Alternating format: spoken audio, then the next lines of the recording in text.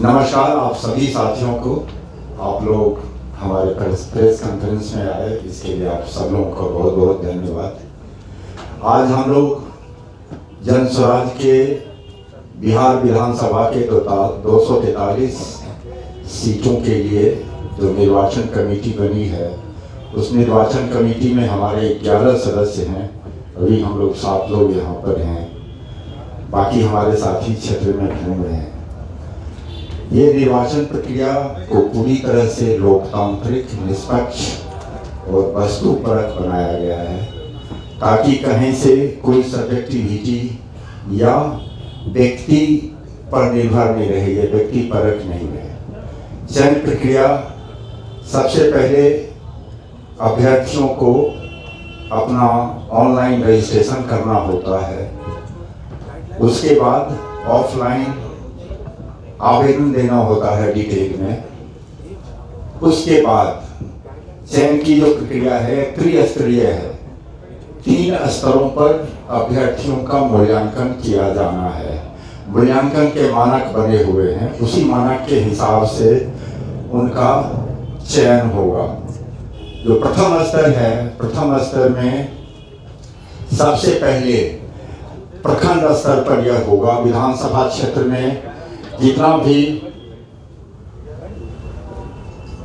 भी प्रखंड है, उस प्रखंड के अध्यक्ष, उसमें महिला अध्यक्ष, वहाँ के किसान अध्यक्ष, युवा अध्यक्ष, वाहिनी के हमारे सदस्य और जो हमारा अनुमंडल के सांगठनिक जिला प्रमुख हैं, उनके वो रहेंगे और हमारे अभियान समिति के सदस्य रहेंगे। ये प्रथम स्तर पर जो विहित मानक है, हमारे जन स्वराज ने विहित मानक तय किए हैं, उन विहित मानकों के तहत उनका मूल्यांकन होगा प्रथम स्तर में। उसके बाद द्वितीय चरण में, द्वितीय स्तर पर निर्वाचन कमेटी के सदस्य होंगे। उस चयन प्रक्रिया में 3 सदस्य कम से कम होंगे और जिला के हमारे जो अध्यक्ष हैं, जिला के प्रमुख हैं, प्रशासनिक जिला के जो प्रमुख हैं वो रहेंगे। वहाँ महासचिव रहेंगे जिला के, अभियान समिति के जो संयोजक हैं वो रहेंगे, वहाँ नगर अध्यक्ष रहेंगे, हमारे जो मीडिया के वहाँ पर प्रभारी हैं जिला के वो रहेंगे। ये सब मिलके द्वितीय चरण में जो हमारे विहित मानक हैं जन स्वराज के, उसके अनुसार अभ्यर्थियों का मूल्यांकन करेंगे। मूल्यांकन के बाद उनकी समीक्षा होगी मंतव्य के साथ। प्रथम और द्वितीय चरण के जो भी रिजल्ट होता है उसको निर्वाचन कमेटी के पास भेजा जाएगा। निर्वाचन कमेटी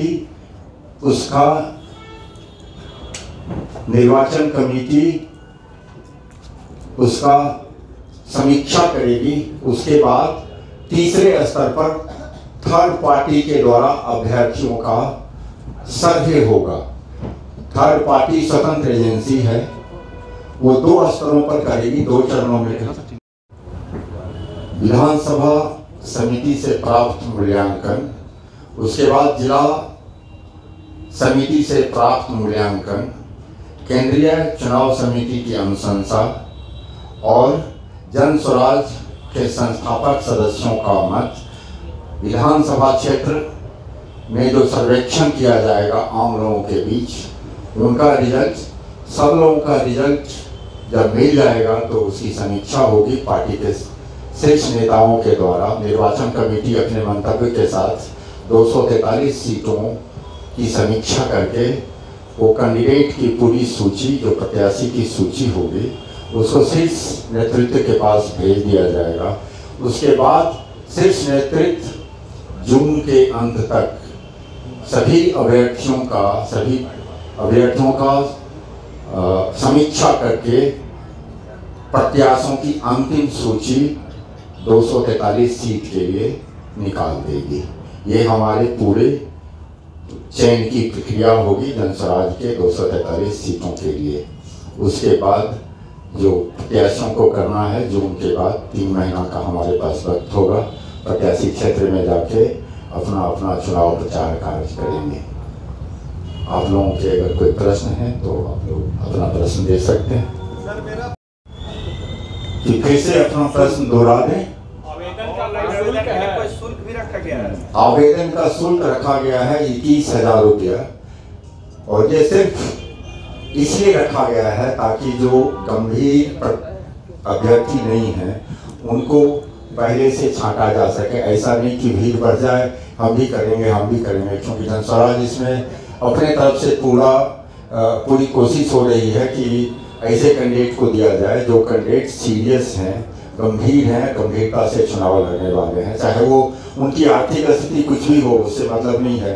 अगर जो यह 21,000 रुपया भी उन कैंडिडेट्स के लिए, उन अभ्यर्थियों के लिए माफ किया जाएगा जो क्षेत्र की जनता 1,000 जनता से जो अपना अप्रूवल ले आएंगे कि भाई इनका माफ़ कर दिया जाए, इनकी ज़रूरत नहीं है, इनके पास पैसे नहीं है, तो ऐसे कैंडिडेट का माफ़ भी किया जा सकता है। तो ऐसे कैंडिडेट भी हैं हमारे पास जिनका माफ़ किया जा सके, हम लोग माफ़ कर देंगे उनका, या निर्वाचन समिति तय कर लेगी इनका माफ़ किया जाना चाहिए। आखिर वो कैसे पता चलेगा कि 1,000 उसी विधानसभा के हैं? विधानसभा में हमारे पास वोटर लिस्ट है, तो उससे हमें पता चल जाता है कि विधानसभा के लोग हैं कि नहीं है। और हमारी हर जगह संगठन हमारा बना हुआ है, तो संगठन के लोग भी जानते हैं कि हमारे कौन कौन मेंबर है, कौन संस्थापक सदस्य हैं, उस विधानसभा क्षेत्र के कौन कौन वोटर हैं, ये सारा कुछ हम लोगों के पास डाटा है। सर जो निश्चित अवधि के बाद कोई लेट फी भी है क्या? नहीं, कोई लेट फी नहीं है। आवेदन कब से शुरू है?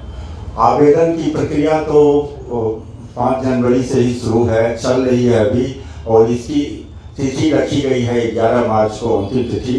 तो अभी तक चल ही रहा है प्रक्रिया, लोग आवेदन कर रहे हैं, बहुत सारे लोगों ने पंजीकरण कराया है, और बहुत सारे लोगों ने, अभ्यर्थियों ने अपना आवेदन जो होता है ऑफलाइन वो भी कर दिया है। जिसका आवेदन आपने दे दिया है, अगर उसको आपने टिकट नहीं देते हैं तो पैसा वापस करेंगे उन लोगों का? नहीं, पैसा जो जमा होगा वो पैसा वो कैंडिडेट जो अंत में एक प्रत्याशी बचेगा उस प्रत्याशी को दे दिया जाएगा। ये जनस्वराज के पास पैसा वो नहीं रहेगा, बाकियों का पैसा वापस उनको नहीं जाएगा। उनको अभ्यर्थियों के पास नहीं जाएगा, लेकिन वो प्रत्याशी के पास सारा पैसा जमा होकर प्रत्याशी के पास चला जाएगा। वो जनस्वराज पैसा नहीं रखने वाला है। अभी तक कितने लोगों ने अप्लाई किया सर? अभी तक तकरीबन 8,000 अभ्यर्थियों ने अप्लाई कर दिया है, और अभी चल ही रहा है, प्रक्रिया पूरी चल रही है। तो 11 मार्च तक देखिए, और बहुत सारे कैंडिडेट्स अभी अप्लाई करने बाकी हैं, और वो लोग अप्लाई करेंगे तो 11 मार्च के बाद स्थिति क्लियर हो पाएगी। छटनी कैसे करेंगे? लॉटरी निकालेंगे क्या? नहीं, कोई लॉटरी नहीं है। जैसा मैंने बताया कि ये व्यक्ति परख नहीं है, कोई व्यक्ति नहीं कर सकता है कोई कि हम ये कैंडिडेट हैं या ये कैंडिडेट अच्छे हैं या ये कैंडिडेट अच्छे नहीं हैं। पूरे उसके हमारा स्केल बना हुआ है, मानदंड बना हुआ है, उसके मानक बने हुए हैं, उसी मानक के आधार पर पॉइंट्स दिया जाएगा सभी अभ्यर्थियों को, ताकि ये पूरी तरह से ऑब्जेक्टिव रहे पूरा प्रोसेस वस्तुपरक रहे। सर मापदंड क्या क्या है? मानदंड कॉपी अभी आप लोगों को, सब लोगों को मिलेगी, वो आपके प्रेस रिलीज में वही हमारे मानदंड है। उन्हीं मानदंड के आधार पर अभ्यर्थियों का मापदंड किया जाएगा। जो अप्लाई करेंगे उनका क्या क्या मापदंड है? जो अप्लाई करेंगे क्या कुछ आपराधिक रिकॉर्ड है वो भी कर सकते हैं? ये सब तो पिछले बार बहुत ऐसा हुआ था कि आप लोगों के पार्टी में जो है ऐसे लोग भी कैंडिडेट बने थे जिनका आपराधिक रिकॉर्ड रहा है। अब क्या आप कहते हैं कि हम लोग वैसे लोगों को नहीं देंगे, तो क्या इस बार भी? इस बात के लिए हम बिहार के जनता को आश्वस्त करते हैं जनस्वराज की ओर से कि किसी भी आपराधिक छवि के व्यक्ति को, इवन अगर उनका पारिवारिक कोई ऐसा इतिहास है उनके परिवार का, जैसे ऐसा नहीं कि जो अन्य पार्टियां करती हैं, एक अपराधी है वो अभ्यर्थी तो उसके पत्नी को दे दो, उसके माँ को दे दो, वैसा कुछ नहीं होगा। स्वच्छ छवि के लोगों को ही कंसीडर किया जाएगा, उन्हीं को प्रत्याशी बनाया जाएगा जनस्वराज की ओर से। सर धन उगाही का भी आरोप लगा रही है जदयू की, धन उगाही हो रहा, पैसा लेकर के भाग जाएगा। इसका जवाब कैसे देंगे? थोड़ा स्पष्ट करें, कौन पैसा लेके भागे? जदयू आप पे आरोप लगा रही है कि आप कॉर्पोरेट फंडिंग करके पैसा कमा रहे हैं। ये बहुत ही हास्यास्पद है। जो स्वयं जिन बॉन्ड का आया वो लोग हम पर आरोप लगा रहे हैं। प्रशांत जी ने एक बार नहीं बार बार इस बात को दोहराया है कि फंडिंग जो भी हो रही है वो बिल्कुल सख्त तरीके से चेक से हो रही है और खर्चा भी चेक से ही हो रहा है। एक एक पैसे का हिसाब है। जो भी आरोप लगा रहे हैं वो तो सरकार में है, उनके पास सारी एजेंसियां हैं, वो अपना भी करवा लें, इन एजेंसियों से अपना मूल्यांकन करवा लें, अपना टेस्ट करवा लें और हमारा भी चेक करवा लें। एकदम हम लोग बिल्कुल हमेशा तैयार है, हमारा सब कुछ चेक से होता है। आप लोग मुख्यमंत्री का कोई चेहरा तय किया है आप लोगों ने? कि आपके अगर आपकी पार्टी राज्य सरकार में है, आपके तरफ से कोई आपका अगर अच्छा सीट आता है तो आपके तरफ से कोई है मुख्यमंत्री? भाई साहब अभी तो प्रत्याशी चयन की प्रक्रिया चल रही है, अभी तो बहुत समय है। हम लोग वो भी देख लेंगे जब सारे प्रत्याशी तय हो जाएंगे, उसके बाद आगे की क्या प्रक्रिया हो उस पर भी आप लोगों का फिर से एक बार प्रेस कॉन्फ्रेंस करके बता दें। सवाल है धानु भाई को लेकर के जेडीयू की तरफ से हुआ है आपकी रजिस्ट्रेशन और फंडिंग को लेकर के, तो अब आप लोग की तरफ से कोई प्रतिक्रिया? हमने इसको स्पष्ट कर दिया कि हमारा जितना भी खर्चा है, जो भी फंडिंग है, प्रशांत किशोर जी अभी तक बैठे हुए तो नहीं थे। प्रशांत किशोर जी ने जहाँ जहाँ हेल्प किया लोगों को, लोगों की मदद की, उनसे अब जाके प्रशांत किशोर जी कहते हैं कि बिहार में हम नया नवनिर्माण करना चाहते हैं, बिहार में बदलाव करना चाहते हैं, आप लोग हमारी मदद करें। वो लोग मदद कर रहे हैं। जिनकी एक बार प्रशांत किशोर जी ने मदद कर दी, उनसे मदद मांग रहे हैं, अपने लिए नहीं, जन स्वराज के लिए नहीं, वो मदद मांग रहे हैं बिहार की जनता के लिए।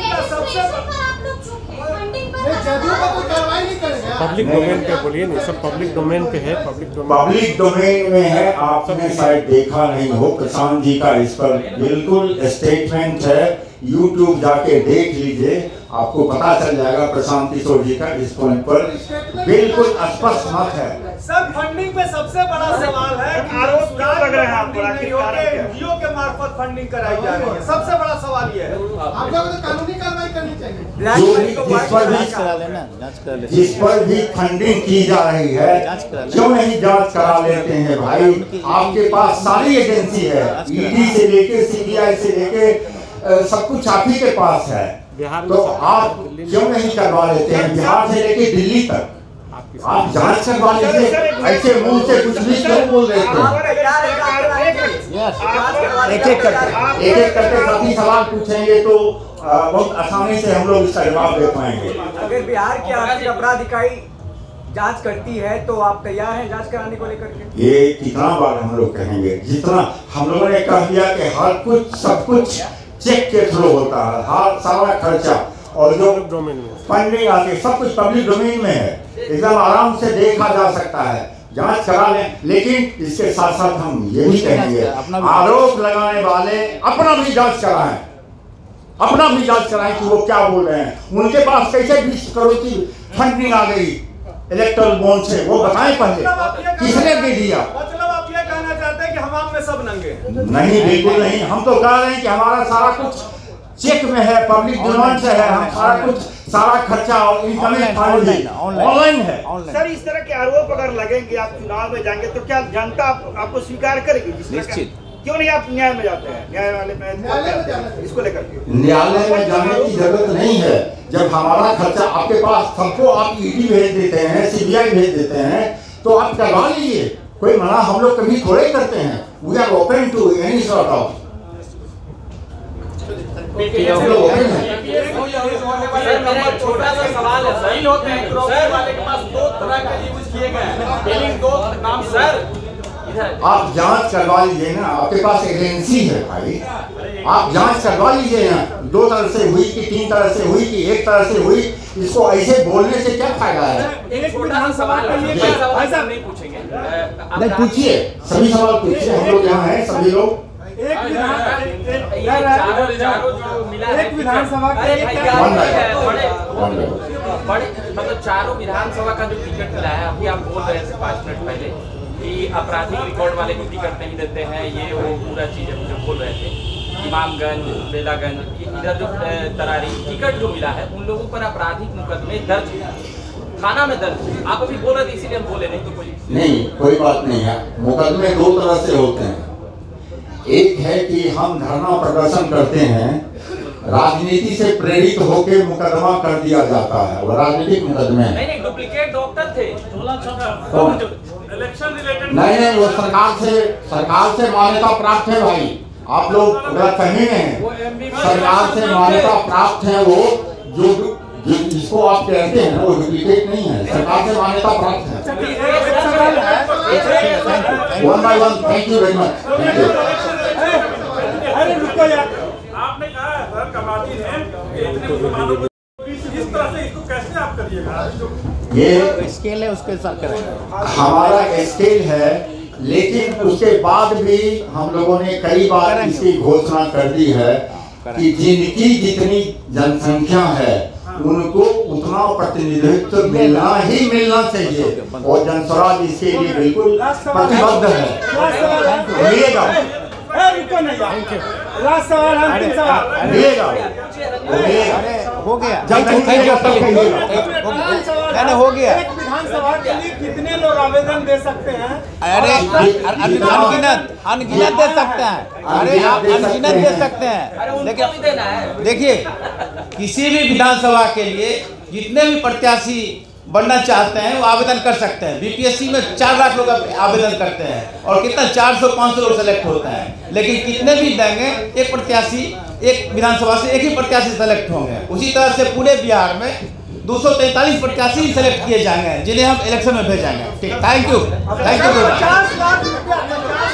आरोप लगाना है, लगाने दीजिए, हम लोग हर जांच के लिए तैयार है और समय आएगी तो उनकी सबकी मुंह बंद हो जाएगी।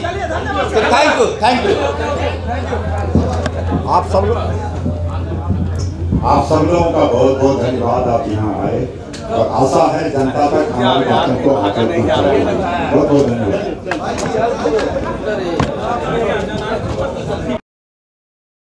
तमसोमा ज्योतिर्गमय गुरुकुल शिक्षा मंदिर संस्थान के साथ बनाए अपना भविष्य। रेगुलर और प्रोफेशनल कोर्सेज, सेकेंडरी और senior secondary courses, law, teachers training courses, pharmacy and nursing के साथ पैरामेडिकल में डायरेक्ट एडमिशन पाए। वेबसाइट विजिट करें या दिए गए नंबर पर कॉल करें। हमारा पता है गुरुकुल शिक्षा मंदिर संस्थान, कल्याण चौक, DS कॉलेज रोड, कटिहार।